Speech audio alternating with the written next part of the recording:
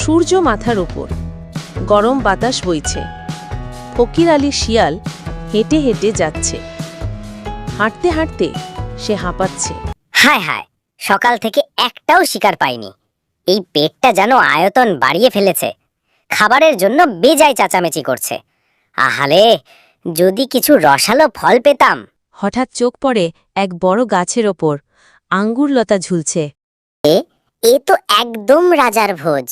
ওই আঙুরগুলো দেখো, টসটসে, রোদে ঝিলমিল করছে, গায়ে যেন সোনার রং লেগে আছে। একবার খেতে পারলে আহা, আমার পেট গান গাইবে। ওই আঙুর পেতে হলে অনেক উঁচুতে উঠতে হবে ফকির আলী, তুই কি পারবি?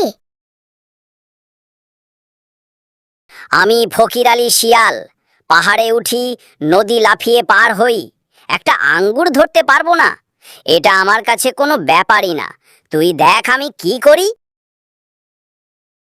শিয়াল লাফাতে থাকল, কিন্তু আঙুরের নিচে বাতাস কেটে গেল, কোনো লাভ হলো না। হয়তো আমার লাফ একটু কম হয়েছে। আচ্ছা, এবার পুরো দমে। দ্বিতীয়বার লাফ দিয়ে মাটিতে ধপ করে পড়ল। এই ফকির ভাই, তুমি লাফাচ্ছ না, যেন মাটিতে বোমা ফেলছ, পাতা পর্যন্ত কাঁপছে। চুপ কর লালমোহন, আমি একবার মন দিয়ে লাফ দিলে পুরো লতা কেঁপে যাবে। এই কথা বলে শিয়াল আবার লাফাতে শুরু করল, কিন্তু এবারও সে আঙুর ছুঁতে পারল না। পরে সে একটা বুদ্ধি বের করল। সে খরগোশকে বলল, শুন লালমোহন, তুই ছোটখাটো, গাছে সহজে উঠতে পারিস, তুই আমার জন্য কিছু আঙুর ছিঁড়ে দে। আরে ফকির ভাই, আমি আঙুর আনলে তুমি তো অর্ধেকও আমাকে দেবে না। তুমি যে চালাক, আমায় ঠকিয়ে দিবে।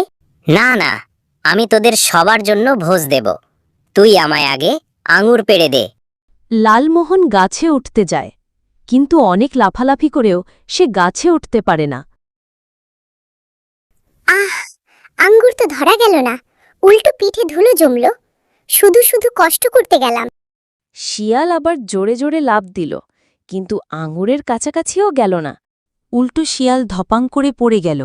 সে খুব ব্যথাও পেল। উফ, এই বয়সে আমার কোমরটা গেল।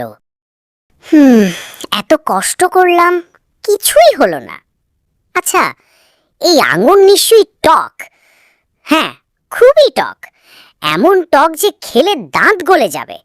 তাই আমি আর গাছ থেকে কষ্ট করে পারলাম না। এগুলো তো টকের জন্য খাওয়াই যাবে না। আঙ্গুর টক নয় ফকির আলী, তোর চেষ্টা কম। ব্যর্থতা ঢাকার জন্য জিনিসের দোষ দিলে তুই হাসির পাত্র হবি।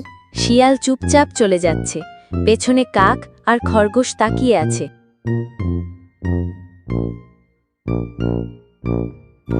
শোনো বাচ্চারা, যে জিনিস পেতে চাই তা পেতে চেষ্টা করতে হয়, না পেলে তার দোষ দেওয়া বুদ্ধিমানের কাজ নয়।